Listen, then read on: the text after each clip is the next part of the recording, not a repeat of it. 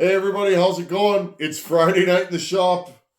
Friends, I've been gone since Monday. I haven't put a video out since Monday. Had a little incident this week, friends. My daughter playing, she hurt her arm and we had to get her a cast. And let me tell you, that hurt me. Friends, I have emotions and feelings like I've never had in my life. Having a daughter, has made me into a kinder, gentler man. And seeing my daughter with a hurt arm, took her to the doctor, and she ended up getting a cast. That broke me, friends. I'm not gonna lie. We went to the Children's Hospital in Winnipeg. Great people there. They were awesome. Being in the waiting room there and seeing all the other, sick children and that, I was like, I don't know. I got a little emotional. It's being a parent's hard. I never appreciated it until I had a child of my own, and hats off to the parents out there.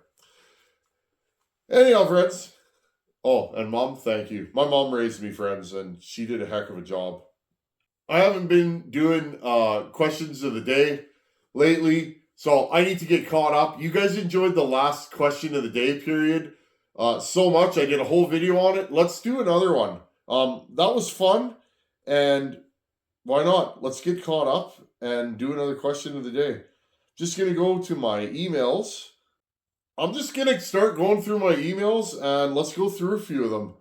Okay, let's start with the first email. This one's from Jacob Smith. How's it going, buddy? Thanks for sending an email.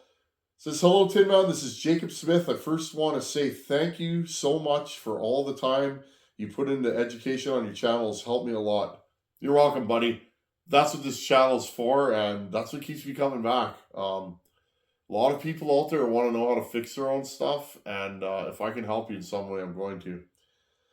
Okay, anyhow, I have a Husky 268 non-XP that I just fully rebuilt, and I have a new Highway 272 cylinder and pop-up piston that is going on it.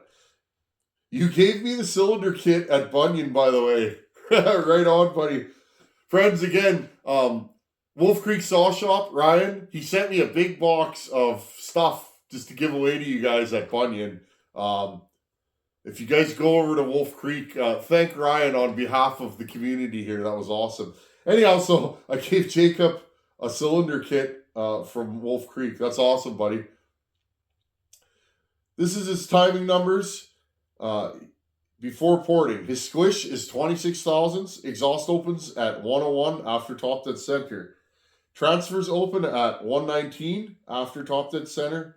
Intake is at 72. So duration is 144. Blowdown is 18. He would like some suggestions on numbers he should hit with this saw. It will live life with a 32-inch bar in hardwood for a tree service that he owns. It will be a backup to a 372, so not daily use, but still frequent use. Here are the numbers he was thinking of going with. Exhaust, 98. Transfers, 119. Intake, 77.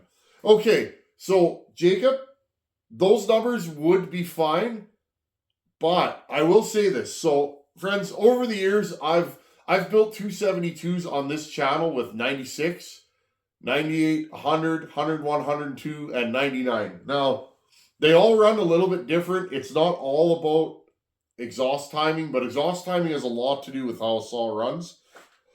Jacob, if you want that to pull a 32 in hardwood, now I will say a 272 ported will be strong, but a 272 ported is not the best saw for big wood, like 32-inch buried. It'll do it, but it's a short stroke saw. It gets its displacement with bore, not stroke. So it will never be the torquiest saw. So when you're porting one of those, remember, if you raise the exhaust height a bunch, you will lose compression, and those saws without a lot of compression don't pull very hard. They can be super fast, So honestly, Jacob, if I was you, and this is just my opinion, I would run that saw at 100. I would just clean up that exhaust port, run it at 100, maybe widen it a bit, okay? Widen it a bit, maybe raise it to 100. Transfers I'd leave at 119. And intake, I would go 154. That's a great timing number.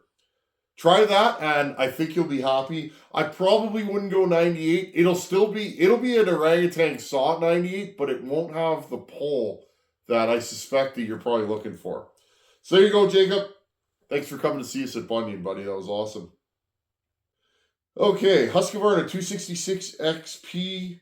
Hi, I'm replacing parts from the crank bearings up on a 266 XP in generally good condition. UK suppliers seem a bit short on spares. Are there US suppliers who would post to the UK? Well, again, Wolf Creek, hit Ryan up. I bet you he'll mail you parts. I'll bet money he will. Are there any suppliers other than Highway that you trust? Many thanks for your excellent advice on YouTube. Best regards, Robin Mills. Well, Robin, bearing 6202 C3, go to any bearing supplier and just tell them you want 6202 C3s. They'll pull them right off the shelf for you. So that saves you some trouble there. 6202 C3s by SKFs, FAGs. What's the other brand I've used? I can't remember it off the top of my head. Oh, Nachi's another one. Any of those three, you'll spend pounds, maybe 6-7 pounds a side. That'll take care of your bearings. But yeah, I would hit up Wolf Creek. I like Highway and I like Meteor. OEM's great too, but Highway or Meteor are the other two, or are the two that I predominantly use. And I kind of swing more towards Highway these days. I like my Meteor pistons, but I like my Highway cylinders. So take that for what it's worth. Anyhow, Robin, hope that works out for you and hope you get that 266 running again. Okay, that one I'm not going to do. Friends, I only read the ones that have questions in them. This one's from Gula from Hungary. Gula's been emailing me for years. He's been on the channel for years. I hope I'm saying your name right. He recently bought a P41. Could you please help me with the size of the bar nut? What thread is the studs? It's not M8. I'll get back to you on that one, buddy. I gotta do some looking. I think it's M10 on those. They're definitely bigger than a Husky. Friends, if you know the bar nut size for a P41 or a standard Pioneer, can you post below? I'm sure somebody knows out there. Again, together we can fix anything. I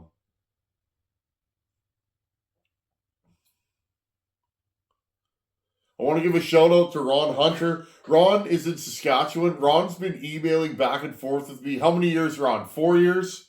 Ron's got a 7.3 Power Stroke. There she be.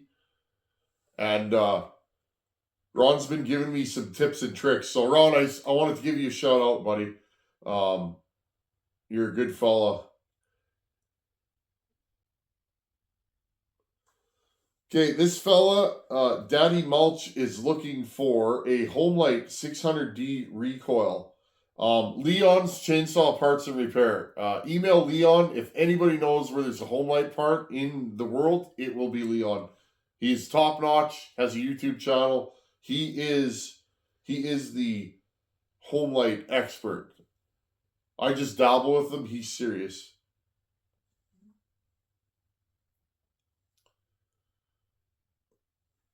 Demetrius from Cyprus wants to know if I can mod a pipe for 572 XP for him. He's in Cyprus. I don't even know where Cyprus is. That's probably pretty far away. Across the pond, I'm guessing.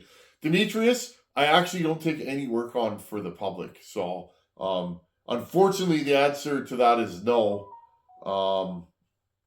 Super Cool Saws makes pipes. You could probably hit them up. I bet you they'd mail you one. Let's see what else we got here. 372. Hi, Ben here from not as chilly as there, Nova Scotia. Fellow Canadian. How's it going, Ben? He's got a 372 he's porting. Meteor top end. Stock number. Squish 36 thou. Exhaust 100. Blowdown 28. Intake 71. After Moto Seal, I figured the Squish would be about 45 thousandths. Don't really like that. Would throwing a pop-up in there fix that? I'd rather take 20 off the base. Okay, so Benjamin, I'm guessing your Squish is without a base gasket. If it is, that Squish is quite large. Motoseal will give 2 to 3 thousandths. That's it. So if you're 36 thousandths, you put Motoseal, the biggest you'll be is about 39. So um, honestly, I would take 18 thou off the base. 20 thou will be pushing it. You'll be like 18 thou Squish. For a work saw, don't crowd your Squish. If it's a toy saw, you can probably get away with it. The thing is with a work saws get carbon. As your carbon builds up on top of your piston, which it will inevitably, if that Squish is too tight, you will smack the top of that piston and probably lose the saw often. Um, so yeah, I would take off 18 thou if you have a lathe. Set it to about 20 plus your Motoseal. So 20 to 23 thou is a good number. 25 is good. 36 is pushing it. Numbers on that, I'd leave the exhaust at 100. Blowdown's a little long at 28. If you wanted to sneak that up to 25, that would be good. And intake, I would probably run it like 76, 77. Hope that helps you out, Benjamin. You're correct, though. Your Squish is definitely a little bit large on that. Okay, I'm going to grab one more. Oh, shout out to Dan from Missouri. I got his email number or address, and Danny sent me an email. It's good to keep in touch with some of the folks I met at Bunyan. Okay, I think I'll grab one more. Friends, I try and keep up. You guys are so good to me. You know how good it feels to have folks send me all these emails for years now and ask me questions and give me words of encouragement. It's a great thing. Okay, Miles B. This is in regards to a question of the day was from Richard Flagg. Richard Flagg had a 572 and he said his purge valve was not pulling fuel. And I'm straight up. Friends, if I don't know something, I'll just say, hey, I don't know. I couldn't tell him what the problem was. So this one came from Miles B. Thank you, Miles. This is how good our community is here. Miles sent me an email and he said,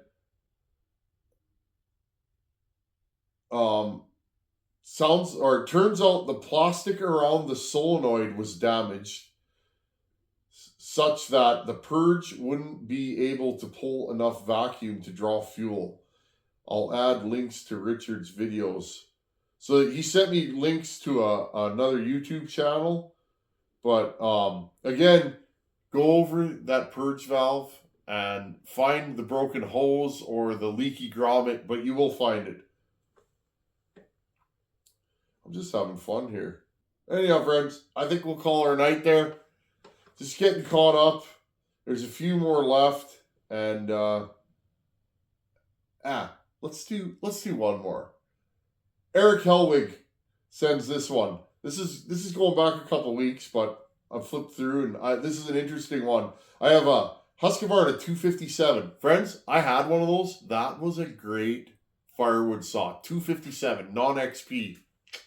It's a 262 with an open port cylinder on it, basically. Great saw. I have a 257 that has a bad piston and cylinder. I also have a 262 piston and cylinder I want to put on it. My question is, what can I do about the flywheel hitting the side of the cylinder? I thought maybe machine some of the flywheel or take some material off the transfer bump, but I'm not sure. Any help would be appreciated. Okay, so I've never done a 262 to 257 conversion, but that's interesting. So he's saying the flywheel is hitting the transfer. Now, I've had this happen before. Well, if you're not going to port it, I would take the material off the transfer. I usually won't take it off the transfer on a ported cylinder because you guys know me. I go a little nutso on the transfers and they get pretty thin. And if I start grinding on the outside, I'm going to end up blowing a hole in the transfer. So if you're not ported, I would definitely grind the transfer. Now, if you are ported, and you have a lathe, take material off of the flywheel. And I guess if you didn't have a lathe, you could figure out a way to chuck that into a drill and use a file. I mean, it would work. It would take forever. But if you lighten the flywheel, you might make the saw a little zippier, but it might lack some inertia and the saw might not be as torquey. Lightening flywheels is a move, but it needs to be done with caution because you can change the power characteristics of the saw. So if it was me, I definitely would just take a grinder or a Dremel or whatever you have and grind the transfer bump, and you should be good to go. Anyhow, friends, I am honored and humbled, and it's been a great ride for the last 4 years, 5 years, however long we've been doing this. Thank you to everybody that sends me emails. I try and get in there as much as I can, and I appreciate you guys. And I've said it a million times. If you email me and you don't get an answer, you can always try again. I get in there as much as I can, but it's the law of numbers, friends. What are we at now? 52,000 subs. Thank you to everybody that's been here and continues to show up, and all the newcomers. I appreciate you. Thank you for taking time out of your busy days to send this fella an email. Thanks for watching. Take her easy. Later.